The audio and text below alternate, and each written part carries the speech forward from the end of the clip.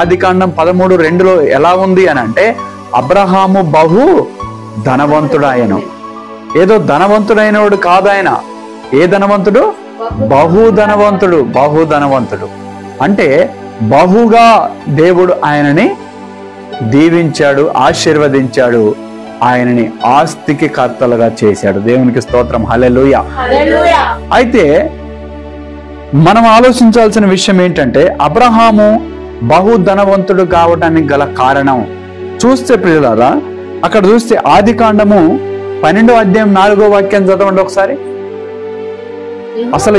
అసలు ఎలాగూ అబ్రహాము ధనవంతుడయ్యాడు, ఎలాగూ దేవుడు అబ్రహాముని ఎందుకు ధనవంతుడిగా చేశాడు అని అంటే, ఆదికాండం 12:4 చదవండి. యెహోవా అతనితో చెప్పిన ప్రకారము అబ్రహాము వెళ్ళెను. దేవునికి స్తోత్రం, హల్లెలూయా. అబ్రహాముని ఎప్పుడైతే దేవుడు పిలిచాడో, అబ్రహాముతో దేవుడు ఎప్పుడైతే మాట్లాడాడో, అబ్రహాముతో దేవుడు ఒకటే చెప్పాడు.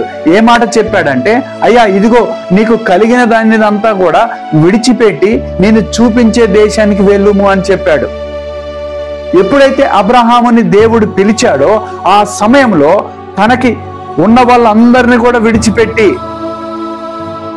తన భార్యను చేతపట్టుకొని, తన సహోదరుడైన లోతును చేతపట్టుకొని, దేవుడు ఎప్పుడైతే చెప్పాడో, దేవుడు ఎక్కడికైతే వెళ్ళమన్నాడో, దేవుడు ఏదైతే చూపించాడో ఆ ప్రాంతానికి వెళ్ళాడు. దేవునికి స్తోత్రం, హల్లెలూయా.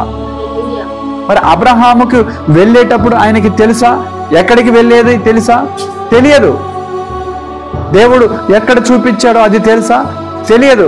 కానీ అతడు మాత్రం దేవుడు పిలిచాడు, దేవుడు పిలిచిన దేవుడు నమ్మదగిన దేవుడని అబ్రహాము నమ్మాడు గనుక ఖచ్చితంగా దేవుడు విడిచిపెట్టాడు, ఖచ్చితంగా నాకు మేలే చేస్తాడని నమ్మాడు గనుక అబ్రహాము ఎప్పుడైతే దేవుడు పిలిచాడో, దేవుడు పిలిచిన పిలుపుకి లోబడి బయలుదేరి వెళ్ళాడు. దేవునికి స్తోత్రం, హల్లెలూయా. అయితే పిల్లరా, ఎలాంటి పరిస్థితుల్లో వెళ్ళాడో హెబ్రీలకు రాసిన పత్రిక 11వ అధ్యాయంలో చూడండి ఒకసారి. అబ్రహామును దేవుడు పిలిచినప్పుడు ఆయన పరిస్థితి ఏంటో, ఆయన స్థితిగతి ఏంటో ఆ హెబ్రీలకు రాసినటువంటి ఆ పత్రికలో 11వ అధ్యాయం 8వ వాక్యంలో రాయబడుతుంది. అక్కడ అబ్రహామును దేవుడు పిలిచినప్పుడు ఎలాంటి పరిస్థితి ఉందో ఆయనకి 8వ వాక్యంలో, హెబ్రీలకు రాసినటువంటి పత్రిక 11వ అధ్యాయం 8వ వాక్యం.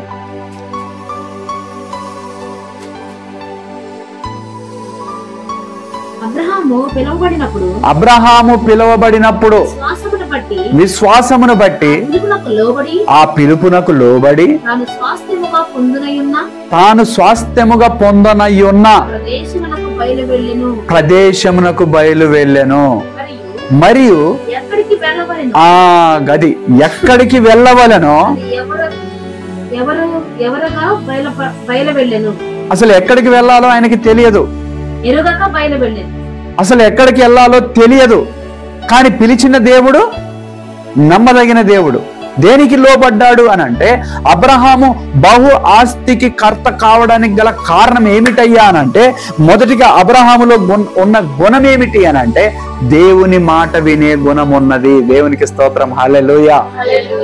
అసలు ఎక్కడికి వెళ్ళాలో తెలియదు. హెబ్రీలకు రాసిన పత్రిక 11వ అధ్యాయం 8వ వాక్యంలో ఉంటది. తను ఎక్కడికి వెళ్ళేది తనకు తెలియదు, ఎక్కడికి వెళ్తున్నాడో కూడా తెలియదు, ఎలాంటి ప్రజల మధ్యలోకి వెళ్తున్నాడో కూడా తెలియదు, ఎలాంటి వారి మధ్యలోకి వెళ్తున్నాడో తెలియదు, అది అరణ్యమో తెలియదు, అది సమృద్ధైన దేశమో తెలియదు, అన్ని ఉన్న దేశమో తెలియదు. కానీ ఎలాగ వెళ్తున్నాడనంటే, అబ్రహాము దేవుని మాటకి లోబడి బయలుదేరి వెళ్తున్నాడు. దేవునికి స్తోత్రం, హల్లెలూయా.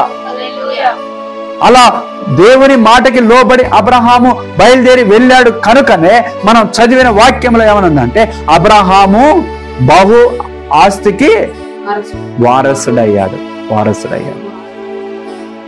బహుగా ఆస్తి పరుడయ్యాడు ఆయన. కాబట్టి పిల్లరా, ఎప్పుడైతే అబ్రహాము దేవుడు పిలిచాడో అబ్రహామునే ఎంత మాత్రము కూడా సందేహించలేదు, ఎంత మాత్రమును కూడా ఆలోచించలేదు, ఎంత మాత్రమును కూడా అక్కడికి వెళ్తే నాకు ఏ పరిస్థితి అని కూడా ఎంత మాత్రము కూడా అబ్రహాము ఏ మాత్రము కూడా వెనకడుగు వేయలేదు, కానీ ఖచ్చితంగా నేను నమ్మిన దేవుడు నాకు మేలే చేస్తాడని బయలుదేరాడు. మేలే చేస్తాడని బయలుదేరిన అబ్రహాముకి మేలే జరిగింది. ఎలాగ జరిగిందంటే, బయలుదేరినప్పుడు ఏదో తన భార్యను తన సహోదరుని వెంట పెట్టుకుని బయలుదేరిన అబ్రహాము చివరికి ఏం జరిగిందయ్యా అనంటే బహు ఆస్తికి కర్తగా మారిపోయాడు. మొదటిగా పిల్లరా, బహుగా దేవుడు అబ్రహాముని ఆశీర్వదించడానికి గల కారణం ఏమిటంటే, ప్రతి నిత్యము కూడా అబ్రహాము దేవుని మాట వింటూ వింటూ వింటూ ఉండేవాడు.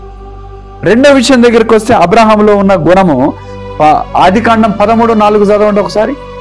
ఆదికాండం 13:4.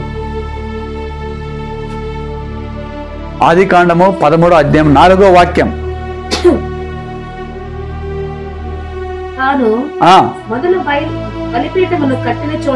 తాను మొదట బలిపీఠము కట్టిన చోట చేరెను.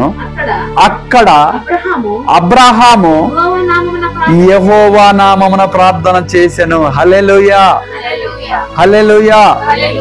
ఏం చేశాడు? ప్రార్థన చేశాడు. ఎక్కడైతే మొదట నిలబడ్డాడో, ఎక్కడైతే మొదట చేరాడో, ఎక్కడైతే మొదట తనకున్న సమస్తాన్ని విడిచిపెట్టి ఎక్కడికైతే వచ్చాడో ఆ మొదటి స్థలానికి మళ్ళీ వెళ్ళినప్పుడు ఏం చేస్తున్నాడంటే ప్రార్థన చేస్తున్నాడు దేవుని సన్నిధిలో. దేవునికి ఏమని ప్రార్థన చేస్తున్నాడంటే, అయ్యా నీవు నన్ను పిలిచావు, నువ్వు నమ్మదగిన దేవుడవు, నేను ఒట్టి చేతులతో బయలుదేరినప్పుడు అయ్యా నువ్వు నన్ను బహుగా ఆస్తికి కర్తగా చేసావని ప్రార్థన చేస్తున్నాడు. అంటే తను బహుగా ఆస్తికి కర్త అవ్వటానికి, బహుగా దీవించబడటానికి, అబ్రహాము బహుగా ఆశీర్వదించబడటానికి కారణం ఏమిటి అంటే, మొదటిగా దేవుని మాట వినేవాడు, రెండోదిగా దేవునికి ప్రార్థన చేస్తూ ఉండేవాడు. అందుకే దేవుడు అబ్రహాముని దీవించడం, ఆశీర్వదించడం మొదలుపెట్టాడు. ఇంకో మాట చదవండి, ఆదికాండం 4:26 చదవండి. 4:26. మరియు షేతునకు కూడా కుమారులు పుట్టెను, అతనికి ఏనోష్ అని పేరు పెట్టెను. అప్పుడు యెహోవా నామమున ప్రార్థన చేయట ఆరంభమాయెను. ఎప్పుడు ఆరంభమైందంటే ఏనోషు పుట్టినప్పుడు. అంతకుముందు ఎప్పుడు ప్రార్థనలు జరగలేదు. అది అలవాటు చేసుకున్నటువంటి అబ్రహాము ఏం చేస్తున్నాడంటే, ఏదో మౌనంగా ఉన్నవాడు కాదు, కానీ దేవునికి ప్రార్థన చేస్తున్నాడు. క్రైస్తవులుగా పిలబడ్డ మనము, దేవుని ఆరాధిస్తున్న మనము, ప్రతి ఆదివారం మందిరానికి వెళ్తూ ప్రతి ప్రాంతాల్లో కూడా దేవుని స్తుతించడానికి క్రైస్తవ సమాజంగా నిలబడ్డ మన అందరికీ కూడా ఉండవలసింది ఏంటంటే, మనం కూడా బహుగా ఆస్తికి కర్తలుగా ఉండాలి అని అంటే, మనల్ని కూడా దేవుడు దీవించాలి, ఆశీర్వదించాలి అని అంటే, అబ్రహాము వలె మనం కూడా ఏం చేయాలి అని అంటే, మొదటిగా దేవుని మాట వినేవారిగా ఉండాలి, రెండోదిగా ప్రార్థన చేసేవారిగా ఉండాలి. దేవునికి స్తోత్రం. హల్లెలూయా, హల్లెలూయా. అప్పుడే దేవుడు మనల్ని ఆశీర్వదిస్తాడు, అప్పుడే దేవుడు మనల్ని బహుగా ఆస్తికి కర్తలుగా చేస్తాడు.